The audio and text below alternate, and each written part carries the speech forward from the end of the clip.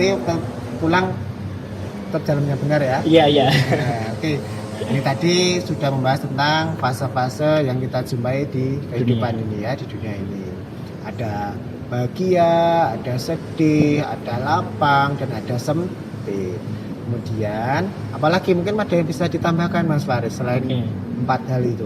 Kalau saya menambahkan itu biasanya agak panjang nih ya, mohon maaf juga.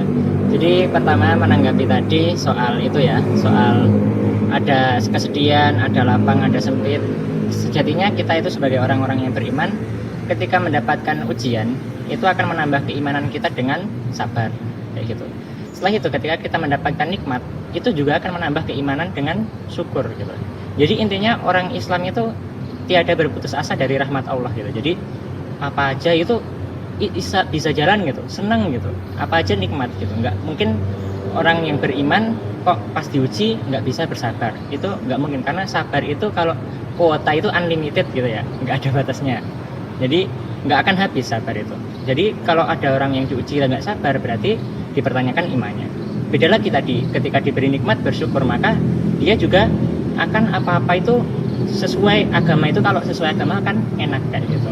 Nah terus soal dunia ya, kalau dunia menurut pandangan yang saya tarik ke agama gitu ya, misalnya dari ayat-ayat Al-Quran gitu, ada misalnya gini, dunia itu mataun qalil gitu.